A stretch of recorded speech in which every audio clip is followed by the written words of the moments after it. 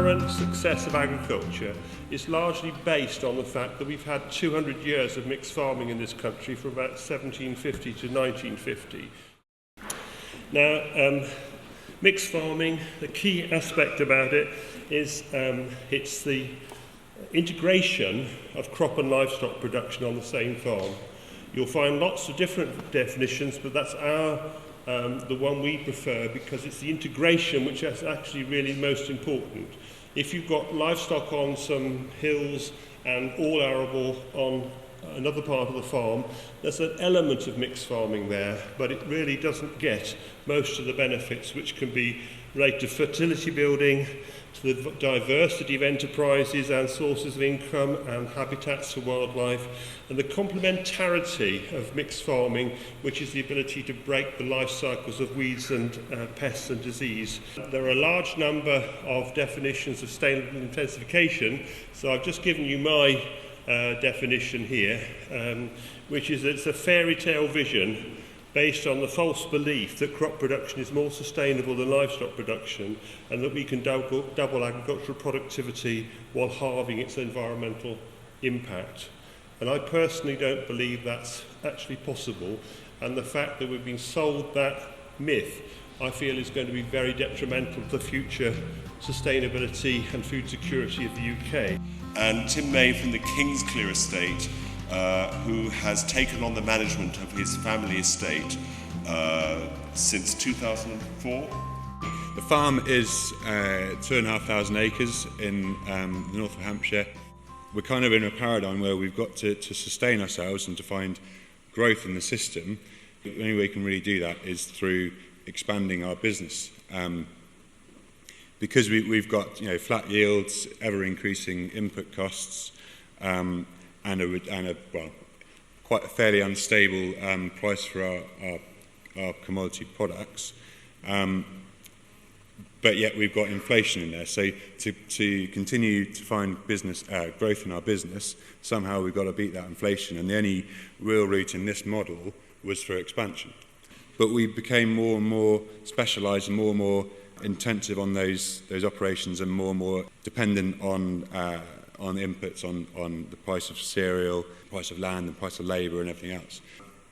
So this is what we did. We took our farm, which was then completely arable, and we have introduced sheep and cattle. On half of it, we've put half the farm down to a herbal lay, and that will be down for 4 years. And then we will take the grass out and put crops back in, basically using the grass to build fertility and then using the crops to cash in on the fact that we've built some fertility and keep that cycling. And the final bit for viability for me is we're looking at this opportunity of stacking enterprises on the same bit of ground. So where we've got our sheep, we're then going to start following behind with mobile chicken units, and maybe go ahead and start picking some of these herbs and use them for salads. So we're trying to get as much output from our land as we can, but in a nature-friendly, environmentally sort of friendly way. Start by welcoming Guy Smith, who is the Vice President of the National Farmers Union. The National Farmers Union represents about 50,000 English and Welsh businesses.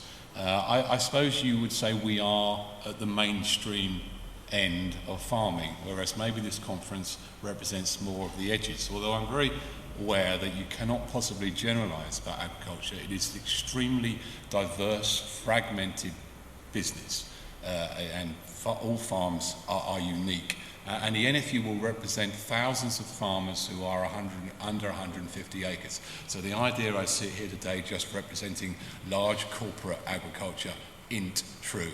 And I would never endeavour to do that because I would lose a good deal of my membership. I just want to sort of put down what I see as some fundamentals. What are the fundamentals for my members at the moment? The first is the fact that we are producing less food in this country than we were. We were 10, 15 years ago, we were nearly 75% self-sufficient in food production. Today that figure is nearer 60%. The trade gap in food and drink in the UK is widening alarmingly. It's gone from 5 billion to 10 billion as a gap in the last 10 years in real terms. The other issue I think for our members out there is volatility, and that is connected with this issue of climate change. As the globe becomes more volatile in its climate, then harvests will tend to swing from good to bad at a more regular interval, and markets will respond to that as we go from surplus to surplus very quickly. And so the challenge for the farmer is that he has more volatile weather and he has more volatile markets, and that makes farming far more challenging, and it's those farmers that manage to manage that in the future that will be the most successful. But farming is becoming more and more speculative. When you put a seed in the ground, you have very little idea what it's going to be worth at the end of the cycle in 18 months' time. When you lay a cow, you have very little idea what their beef is going to be worth at the end of the cycle. And these are one of the main challenges. Now, it's connected to a lot of the issues that have been raised today, but I just thought I'd sort of put that down as a marker. But as I said, delighted to be here, really interested to see what people are saying. If I have one keen message for farmers, it's we mustn't be frightened of change, and we mustn't be frightened of new ideas. And that is what I believe first and foremost is the way forward.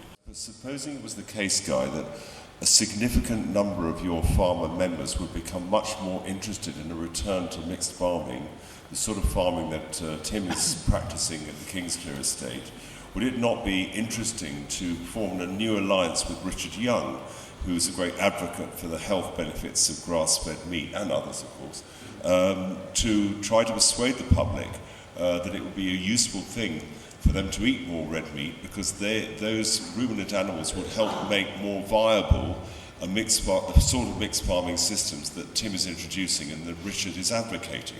Yes. Is that outside your remit? We would always promote British farm produce to the British public. We would urge them to source local. That's a message that, for obvious reasons, suits us. But we wouldn't say, carry on regardless, that if there is a declining market for beef, don't worry about it, because Patrick Holden thinks Herb-rich swards are the way forward, and let's double the UK beef herd. How many members of the National Farmers Union are in the room? Do you want to keep your hand up if you wish to? If you're interested in the sort of system that Tim has been talking about, so you've got a constituency. It's not the role of the NFU to tell people how to farm. It's the role of the NFU to give British farmers the tools they need, the same access to technologies, the tools that their competitors have abroad, so that they stay competitive and we don't continue to lose ground and import more food. Because, as I said, I think British farmers tend to have higher standards than you get elsewhere, and if you suck in imports, you suck in lower standards.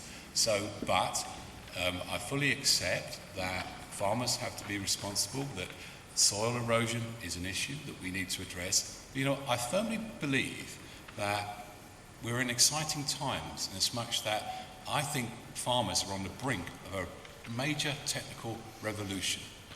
When you get in a tractor nowadays, the technical wizardry around you is eye-boggling. We've got GPS positioning, we've got robotics in our tractors, we've got telemetry, we've got in-cab computer power. It's really exciting. Does Guy think that the robotic tractor is a sustainable method of farming? It's so much reliant on oil and using up oil and chemicals. Is that going to be sustainable in 200 years' time? If you're saying that we should move away from the diesel engine, presumably you're talking, I don't know what sort of alternative sources of power you're referring to. If it's hand labour, weeding is a noble art, but no one particularly wants to do it. They'd rather watch people do it.